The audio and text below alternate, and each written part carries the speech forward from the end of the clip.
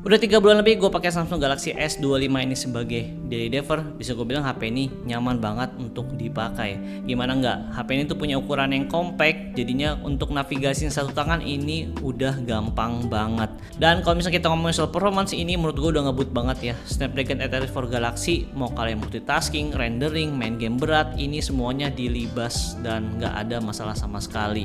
Tapi kalau misalnya kalian main game lama-lama, ya ini bakal ujung-ujungnya tuh akan frame drop ya, karena emang ini bodinya compact, jadi penyebaran panasnya menurut gua ini masih kurang optimal. Untuk konsumsi daya baterai 4000 mAh plus chipset dari Snapdragon 834 Galaxy, ini menurut gua udah cukup oke ya baterai di handphone ini.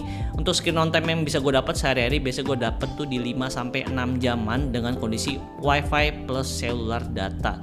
Dan ini gue sehari-hari juga kerjanya buka sosmed, bales chat, terus main game juga, main game Racing Master sekitar 30 menit itu gue bisa dapat screen on time segitu.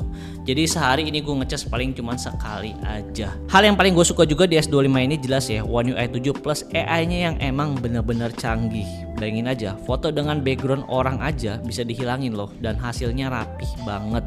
Lalu kalau misalnya kita ngomongin soal UI, ya One UI 7 menurut gue ini adalah surganya UI di HP Android, karena kita bisa customisasi sesuka kita, sekreatif kita. Gue udah sempat bikinin video di YouTube channel gue, jadi kalian bisa cek aja. Itu gue video tentang Good Lock sampai 2 part, jadi kalian bisa cek aja di sana. Di situ gue ngejelasin secara detail aplikasi apa aja yang ada di Good Lock dan fungsinya itu apa aja. Lalu kalau misalnya kita ngomongin soal kamera, ini nggak ada perubahan sensor ya, dari S23, S24 hingga ke S25 saat ini masih tetap sensornya sama. Paling yang membedakan adalah image processingnya aja, karena dari segi SoC ini berbeda.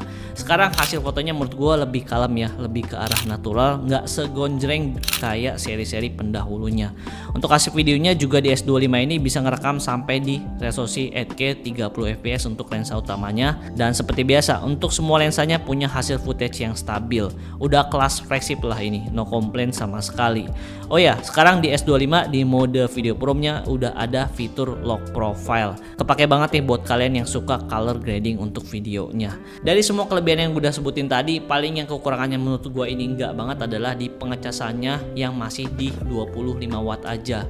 Gue ngecas dari 5% ke 100% ini makan waktu sekitar 1 jam 15 menit. Menurut gue di tahun segini ini tuh udah lama banget ya. Semoga kedepannya untuk Samsung Galaxy S26 bisa support sampai 45 watt, dan gue berharap juga semoga teknologi baterainya nih diganti ya ke baterai silikon karbon yang kekinian, biar bisa muat baterai yang lebih gede lagi. Oke, segitu aja review dari gua. Jangan lupa follow.